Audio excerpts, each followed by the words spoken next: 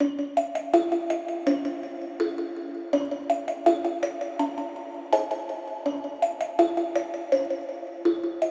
Christy. And I'm Kathy. And this is The Psychic And the Skeptic.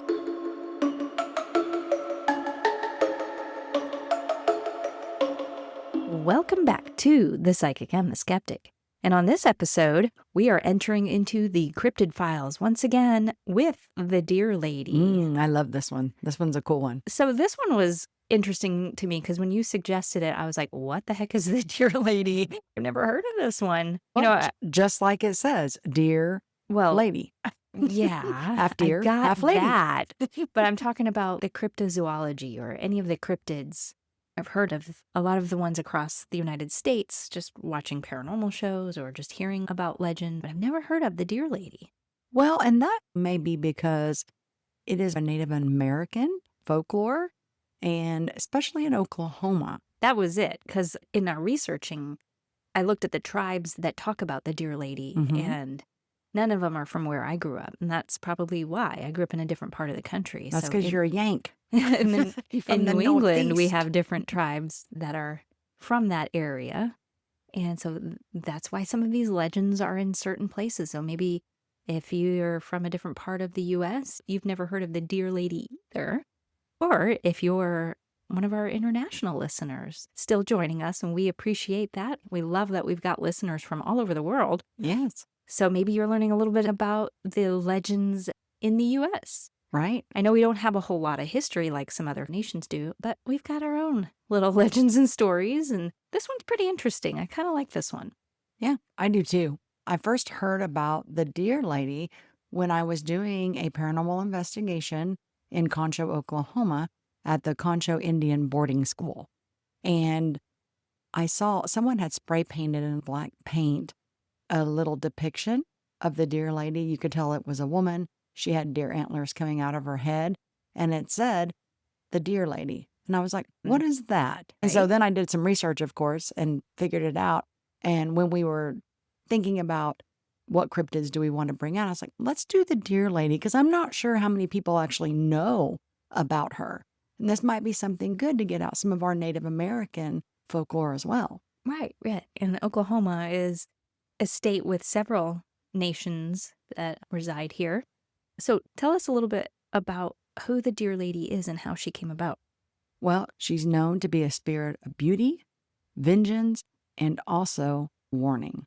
Now, there were many indigenous nations who spoke of this mysterious woman of the forest.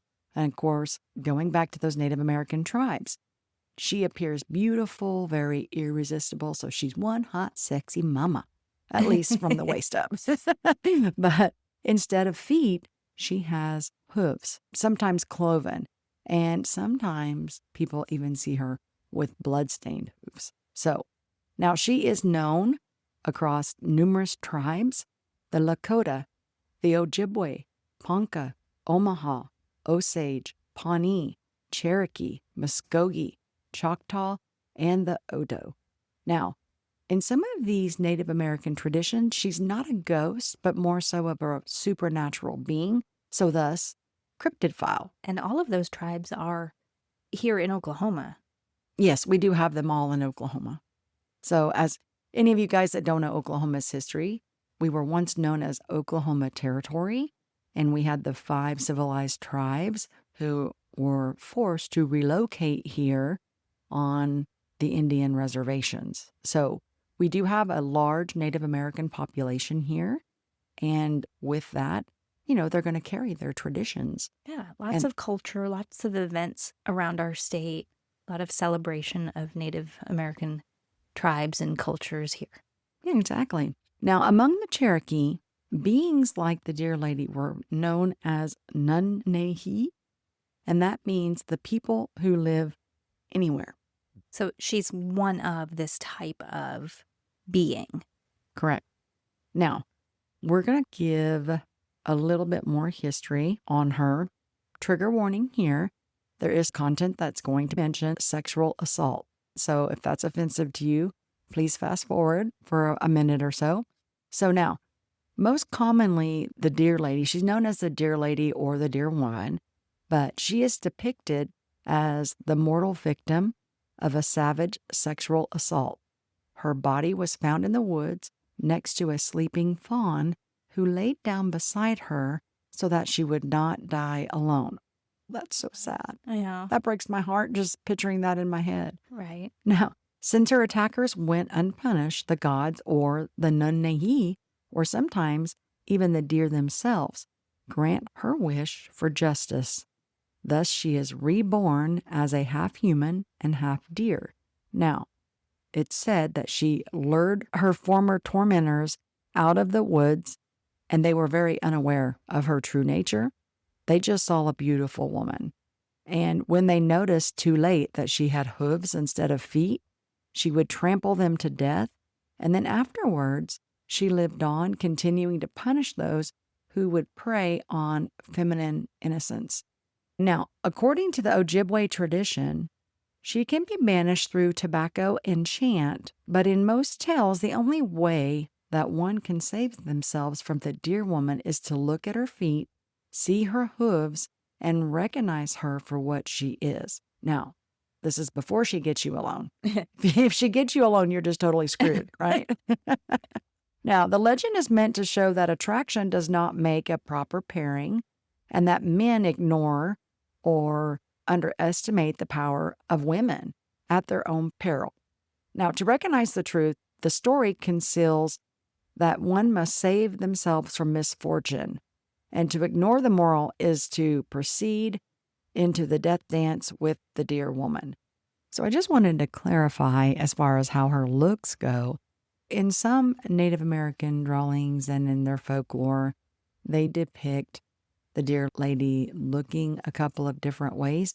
One of these ways is a beautiful lady from head to the waist, and then from the waist down is the deer.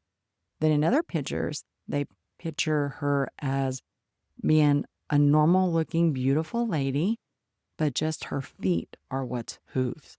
So just to clarify that for those of you trying to picture her in your head, Right. hopefully that helps. So from the waist down being a deer, it's almost like the centaur, Yeah, the half man, half horse, Yes. except she's half woman, half deer. correct. So some see her that way, and some, she looks completely normal until you get down to her feet.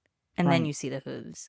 Which is why they're saying her beauty, she's supposed to be able to charm them in a sense, kind of like mesmerizes the Right. man. And as long as she can get you into the woods, then, Then you're she's doomed. got you. But Yeah. if you can recognize her hooves before you get to the woods, then you have a chance of survival. Right. And I'll post some pictures of the deer lady on our Instagram and Facebook page so you can get some ideas of the different drawings and things that are out there of the deer lady. But she's very beautiful overall. Right. And so anthropologists are going to classify stories like hers as moral myth systems. So Mhm. again, we've talked about this before, the teaching, the legends that help warn people of the danger if they act or behave a certain way. Correct. So this whole story probably even stems from something that truly happened, this true murder, and family or somebody or the people who, her tribe perhaps, of this woman that was lost may have found her body right next to a deer. And maybe the fawn was cold and her body was warm and it laid next to her and they found her that way and thought that this is unusual, having a deer nearby. So she may have some connection, and then believing in the afterlife in spirit, they probably assumed that she was bonded with this deer in spirit and that they give her permission to be vengeful. Yeah, in a lot of Native American traditions, they do believe that before they kill an animal, say, since we're talking about a deer, they would kill the animal and then they would thank the animal spirit for providing food and clothing and stuff. So they held a lot of these animals and the killings very sacred, and they took that very seriously. So it would make total sense with what you're saying as far as how this got started. And, Right. behind every little folklore, there's always some smidge of Of truth. truth, yeah. And Mhm. so sociology would interpret this myth the same way in this lesson, especially since these societies in the past did not have a formal legal system. So Right. you have to create some kind of fear of punishment for wrongdoing. Correct. And they knew she was assaulted and murdered. And now they need this story to keep men who are attracted to females from thinking they can take advantage of them and drag them into the woods and commit a heinous crime. They need some kind of fear for these guys to stop acting this way and save these women. Right. So here comes the deer lady. And man, that does sound terrifying to get stomped to death by these Yeah. hooves. Mm-hmm.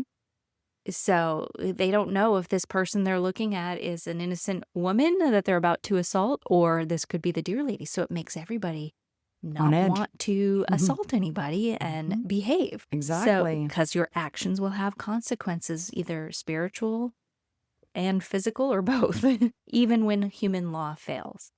And, to give a little more history, there is a migration to Oklahoma. During the 1800s, many Eastern tribes were relocated to Oklahoma Territory, and these stories traveled with them. That's these tribes that we mentioned earlier. Like you were saying, this is a cautionary tale, a moral boundary story, and again, that warning against violence against women. Now, in some of these Native American retellings, there are some places where supposedly the deer lady is often seen. So sometimes this may be like along the side of a road at night in an isolated forest, powwow grounds after dark. And you know what? I could see that. Not that I believe that the deer lady is Yeah. real. Let me just state that. But if you've ever been to a powwow, the energy that is there is just amazing, and it is so strong. So if you are sensitive to any sort of spiritual energy, you will feel it at a powwow. Also, she has known to have been seen by places where some sort of violence has occurred. Now, we mentioned what she looks like, but she may also appear as this beautiful woman in a dress. She may also be seen having antlers on top of her head. Not always, but in some cases. But by then it's probably too late. Yeah, if they, maybe, I don't know. They would have to know, wait a second, a lady with antlers sticking out of her head. Okay, Yeah. was she wearing one of those like hats for something, or is this legit? So she can also be seen as a deer that is standing upright. So a bipedal deer, and a woman whose legs also transform. Now, some accounts say that you can survive, like we mentioned, if you look at her feet and recognize the truth for who she truly is, and before she gets you into the woods. Yes, and any of those indigenous spiritual practices that involve respect and reciprocity. Mhm. So that's another way. So it's making the men agree to respect women through Right. these spiritual offerings and these practices. Oh, and I forgot to also mention something that is also common about her, and I've heard about this years and years ago, but normally what she'll try to do is if she'll target the man that she wants, and I don't know how she chooses her victims, but if they're in a group, say at a powwow or whatever, she will try to lure them away from the group. And sometimes she'll play like a hide and go seek game with them. So she might let them see her, and then she'll suddenly disappear, and then they'll go look to try to find her. So, yeah. And then sometimes also she has these reflective eyes. So kind of like you would see a deer shine. A deer in headlights? Yes. Yes. How the certain animals have that reflection in their eyes. So when Right. the headlights hit it, it lights up. She can also do that as well. So supernatural, spooky. I don't know. Yeah. But yeah, So some sightings have been reported. I think But that's most of them are anecdotal, of course. It's not really anything published anywhere. So it's told around campfires and powwows, or even some online chat rooms and things like that. tribal police have also witnessed her. So I didn't know if you knew about that, but they have reported that. One of them in particular reported seeing this woman run in front of his truck, and then he heard a thump. Where did you know? hear that? I can't remember, but no, it was also in the research. Oh, yeah? But he heard the thump. You know what it would be if you If you ran over hit. somebody? Yeah, no, well, not somebody, but like an animal, like a Yeah. deer. Oh, Yeah, and so then he got out and he looked and he found this dent in the front of his truck, and then he also saw deer hair. but no deer or... Yeah, he looked around and there was Wow. nothing in the ditch, no deer, no person, no nothing. I bet it was a deer that got hit but didn't die and just got injured and maybe cut, and it ran off. Could have. But he said he initially saw a woman who Yeah. ran in front of his truck. Oh, but then there was deer hair stuck to his bumper. I can Correct. see how he could put those pieces together, knowing the legend, Mhm. having been told. Yeah, but he's tribal police, so he's going to know that's going to be Right. in his background. He's going to Yeah. know that folklore, that legend of her. Sure. What was he doing prior? What was he thinking about? Was it an odd shape in the way the deer moved in the woods when he saw in that split second right before the deer ran across the road? Mm-hmm. It could be his mind was playing tricks. Was it 3 a.m. and he was at the end of his shift? Or so on and so forth. There could be lots of logical explanations to what he truly saw. But having this legend that he was brought up with, knowing and fearing that he saw a woman, in the end it was the deer and not a woman, I can see how that could really spook him. And that happened in Oklahoma, by the way. Yeah.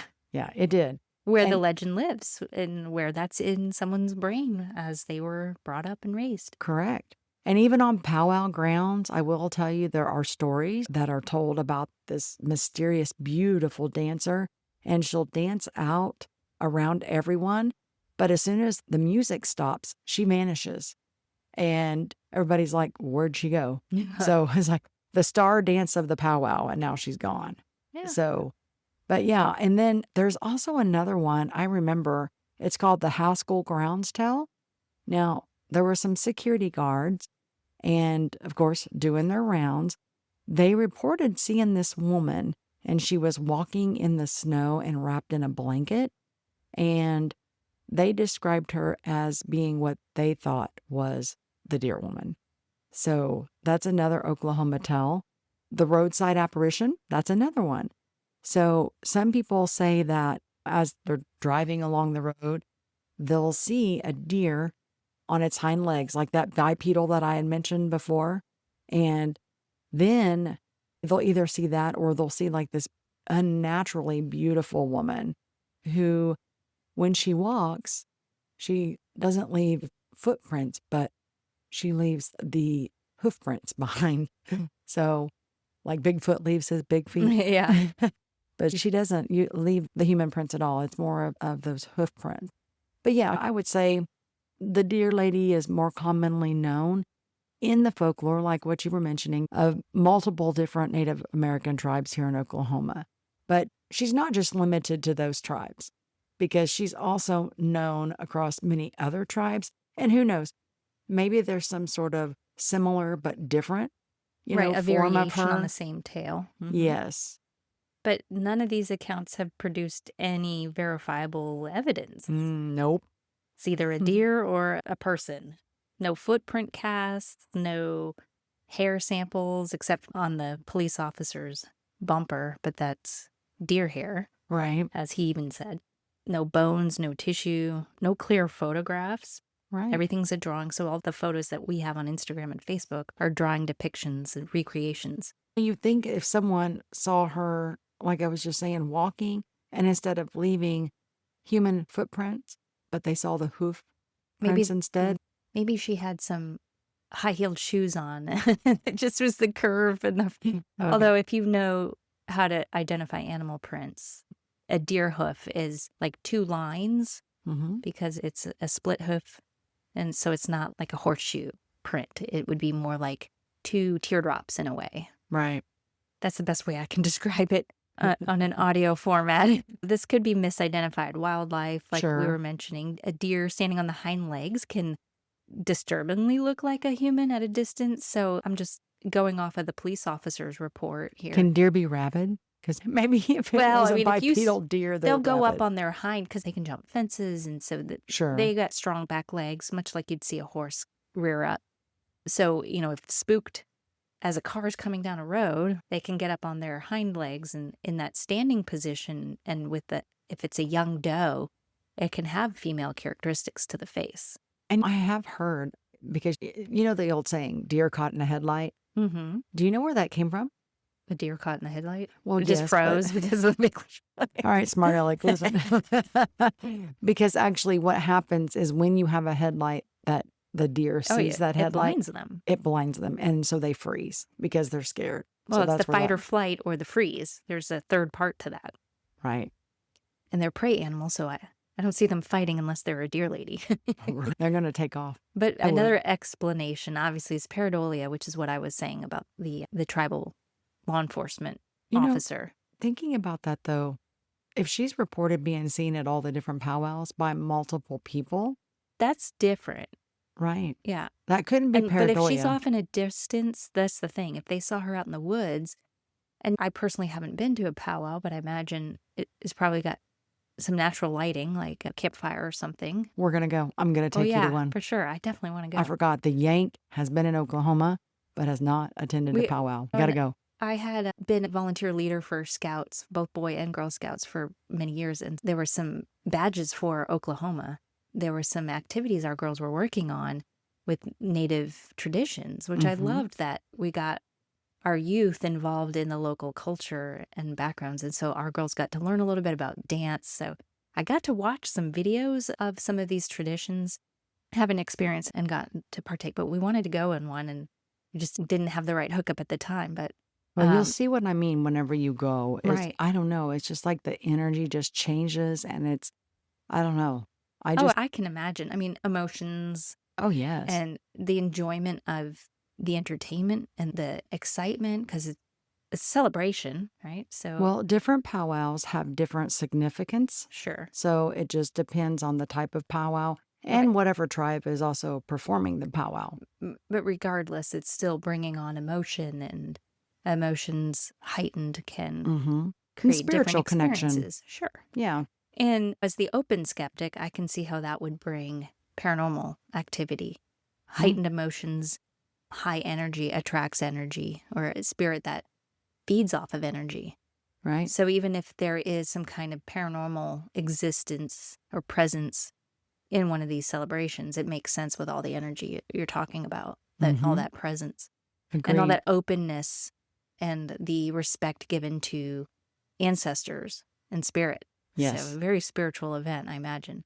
Oh, yes. So maybe they're seeing something paranormal. Maybe they're seeing some kind of apparition, and maybe it's female, and with all the stories and the legends and some pareidolia mixed in with it, something with the light dancing from the fire out in the wood, you catch a glimpse of an animal, and maybe it can twist it to look a little more human-like, which again is that pareidolia effect. I've never thought about the apparition aspect as far as misconstruing like the deer lady, but that's very interesting, and it would not surprise me knowing a lot about some of the Native American cultures, to include my own, that an apparition like that of a past loved one or ancestors, that would make total sense. And if most of these claims are happening in these low light areas at night, out in the woods, shade, the low light can play tricks with your eyes and create errors, vision errors, again, contributing to that pareidolia effect.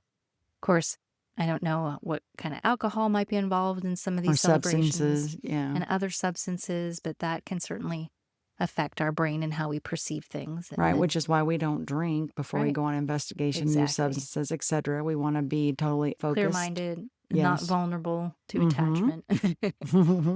But the story priming, like the cop who has been told these stories his whole life, so you're almost expecting to see this if something catches you off guard.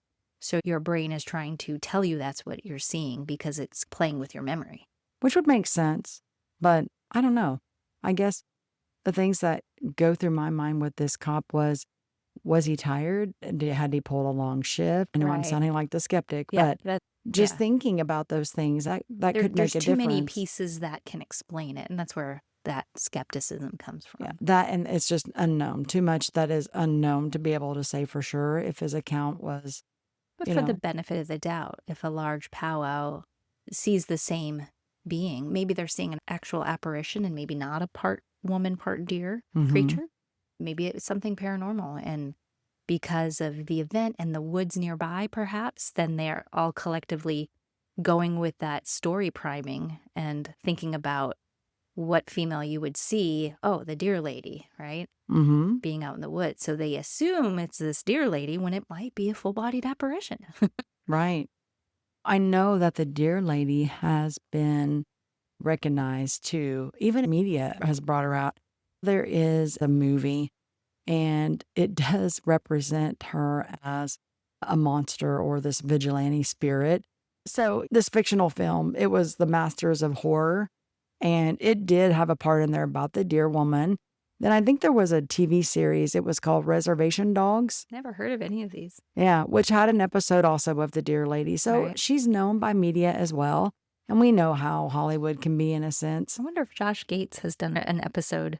I I'm a don't fan think of I his, so I remember. haven't seen any of I'd have to look because he that does a up. lot of cryptic Yes. episodes. And so, Josh, if you're listening, go ahead and do a Deer Lady episode. Yeah. Come visit. Hey, Look us up. We'll yeah, help you. look us up, and we would We'll- love to have you on our podcast. Absolutely. We'll take you out for a beer, but not before you go looking for the Deer Lady. And some food, okay, because he does love different types of food. Maybe we'll get him some fry bread. Yes. All right. But anyway, so she's been out there with media, and depending upon who is portraying her, she may not. Mostly she's not portrayed as a monster, though, right? She's more of a No. protector, especially to for women, Mhm. right? Yeah. Yeah. And especially those who are harmed.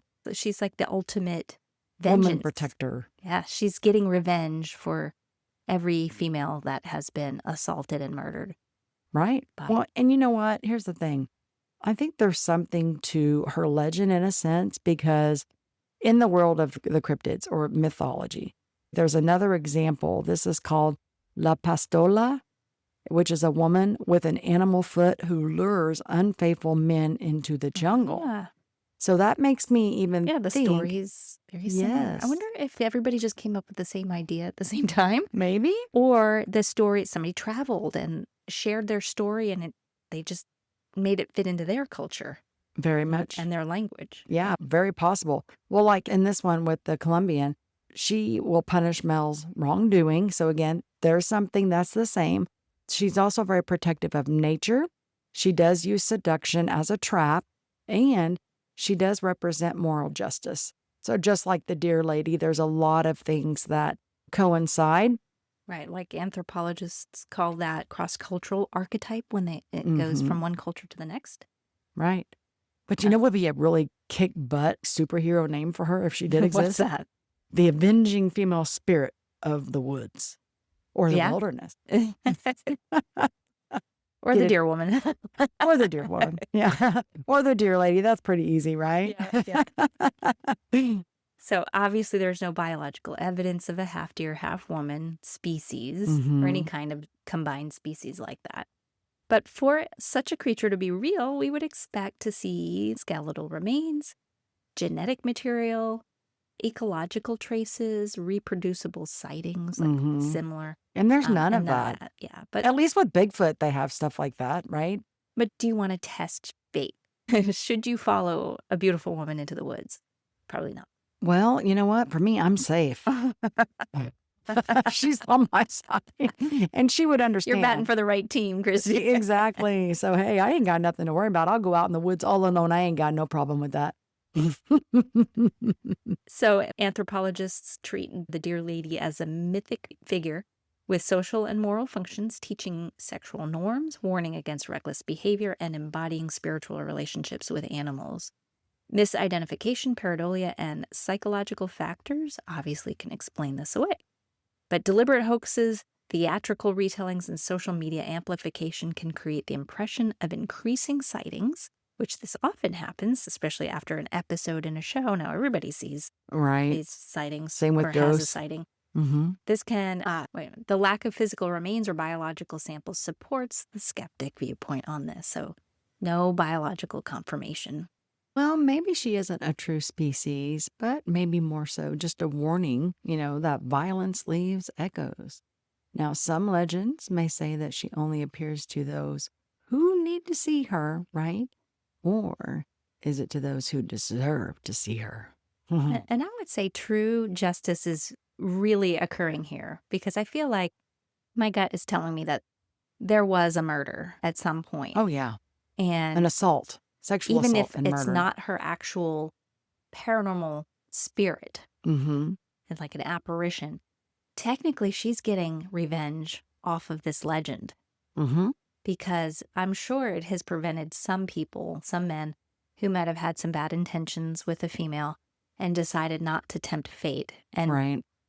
follow her into the woods and get trampled on. So it may have prevented at least one woman from being assaulted. And that's true justice for whoever this legend was built from. Right. Totally agree. Assaulted and murdered? Absolutely. Right. Yes. So whether people see her as a myth, a spirit, or even a metaphor, the Dear Lady legend is going to stick around for who knows how long, right? But I think ultimately, like you were saying, she's like a symbol of justice when justice has failed in the past. Right. Yeah. And a reminder that stories, even these frightening ones, often exist to protect communities. Well, at least they're frightening for the men. Speaking men, if you ever find yourself alone in the woods and someone calls your name, Maybe check their feet first. right? But as always, we hope you enjoyed this cryptid and stay curious, y'all. And let us know if you want to hear more Cryptid Files or any other type of paranormal episode. Write us in at The Psychic and Skeptic, all spelled out, at gmail.com. Oh, by the way, hey, Jill. So you can find us wherever you enjoy your podcasts, and thank you for listening. Because you know, the paranormal is the normal. Not yet understood.